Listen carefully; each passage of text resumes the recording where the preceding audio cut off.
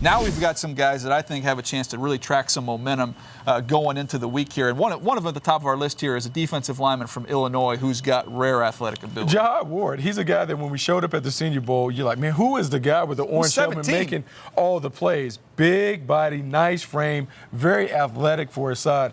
A guy that is really coming on. And what I liked about him during the week of the Senior Bowl was he got better and better with each rep. He understands how to kind of use his athleticism to his advantage. Doesn't consistently get home, but I believe with a good coach, I think he has an opportunity to be a guy that's a high flyer. If he puts together a strong performance out here on the turf, I think you hear the drumbeat from the coaches. This is a guy that I want to work with as my developmental prospect. Oh, yeah, because you've got, as a coach, a chance to get a guy with just an unbelievable skill set. And I think he's going to test really, really well. When you watch him on tape, you see that get off, you see that burst, he can bend, he's really athletic. Finishing has been an issue. You want to see a little bit more production from him. That hasn't come yet, but as a coach, it's all there for you to be able to work with and develop this football player. In the league, after the first round pick, at all draft picks, it's a developmental league. Yep. How quickly can we develop them to get them to be even beyond what our expectations were when we drafted him? Ward is a guy that has outstanding athletic attributes. We want to see if we can kind of work with those things and make him be a better player where his playing ability matches his athletic talent. Top Gun, Buck. You're a Top Gun guy? I am a Top Gun guy. I'm Maverick. You're Ice. I'm Iceman. I'm okay with that. Iceman, boy, has not aged well. Has not aged well. Maverick just kind of goes for it. Yeah, we no volleyball here in Indianapolis. But look, I feel the need for speed. The need for speed. Okay, that's going to get us to our next guy, Will Fuller from Notre Dame. Man, Will Fuller is a guy that can take the top off the defense, and we always talk about that term. What does it mean? It means he can run past any defensive back that you put out there without a problem. Just looking at tape before I came down for us to tape the podcast, that play you talk about, him running past Adoree Jackson. Adoree Jackson is a world-class athlete. He ran past Adoree Jackson like he was standing still. Will Fuller's speed and explosiveness, his ability to be a legitimate deep threat, there's a value to that. He is a hot commodity.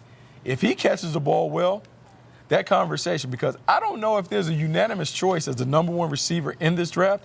I'm not saying that he's that, but I do believe he certainly can put himself in the conversation as a first-round talent, as a deep ball specialist. When you look at the careers of a Deshaun Jackson, someone who's a proven threat, even a Ted Ginn Jr., who kind of emerged as a Pro Bowl caliber talent, Will Fuller offers that to a team. I just need to see him catch the ball consistently. I think he's a little more loose as an athlete than Ted Ginn, but that's exactly the same effect he can have. He can do his damage in 2 or 3 plays, get you some big chunk yardage, and he's going to be well worth the value. I have him kind of as an early second-round pick.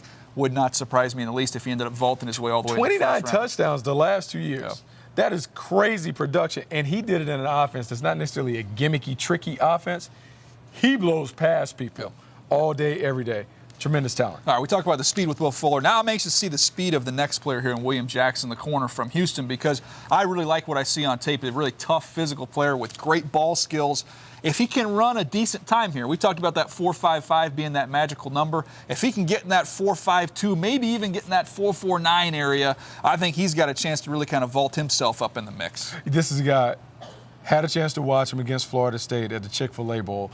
He's a guy that came up with 2 interceptions there. He has a knack for reading routes. Does a great job in coverage. I think he's better of a zone corner. But we need to see the 40 time because that's the only issue that you really can have. He'll come up. He's a willing tackler. Great ball skills. I like the back pedal.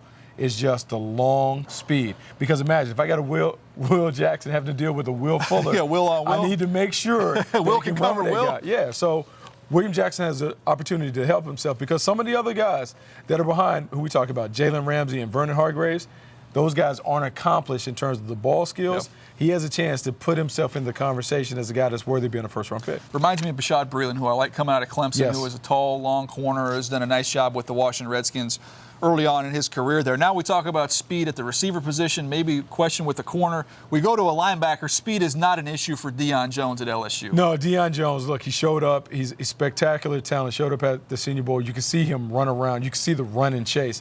And the way the game is evolving, you need to have these linebackers that are almost like nickel safeties, Telvin Smith, hybrid players. Deon Buchanan. And yesteryear, you couldn't play with those guys because they would have to take on the blocks. But teams aren't running the ball with that kind of physicality and toughness and commitment. Being able to put a guy like this on the field where he can cover tight ends, where he can run and chase and shoot through the backside gap to make plays in the backfield, interesting prospect.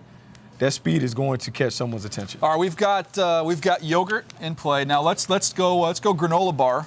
A granola bar and Granola yogurt. bar, Deion sugar. Jones, and I'll put the number on it. I'm gonna put it out there on him. Deion Jones, I'm gonna say 4.50 for a linebacker. You taking the over or the under? I'm saying 4.50. You got to tell me if you think he's gonna be faster or slower. That's how this thing works. I'm gonna go over 4.51. So you did the same thing to me. So you went for $1, I went for $2. Oh, that's fine. So now I get Deion, everything. I have so much confidence in you, man. I'm not even worried about this thing. He's going to get in the 4.4s. So we got granola. Okay, I feel good. I like yogurt. I like granola. Yeah, I mean that's a nice breakfast for you if you do it. It's going to happen. All right, let's get to our last one here. We mentioned there was a quarterback we wanted to discuss and how people are going to match up next to each other.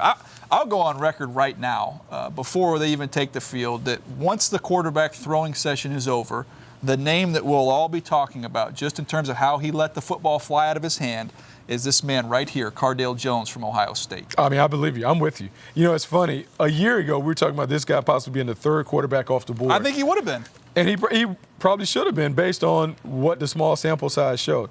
This year, starts, gets benched, but even in looking at his starts, yes, he has some miscues. The talent is there. Yeah. The talent is there. The fact that he led them to the national title the way that he did, I still believe that there are people in the stands that will watch him and say, I can develop this guy. This is the perfect guy to develop as a second or third round pick. His arm strength is going to be one of the best, if not the best, in the group. And he's going to rival some of the notable names in terms of just the way it looks coming out of his hand. I believe Cardale Jones, and I got another one. I don't have B-roll for it. Christian Hackenberg. Yeah, that's another one. The two names that we'll talk about, just from a physical standpoint, the ball is going to jump out of the hand. But with Hackenberg, his athleticism is going to surprise people. He's going to be a bigger, faster athlete than most people think. It won't be 4.5s, but he'll probably be in that 4.65, 4.7 range.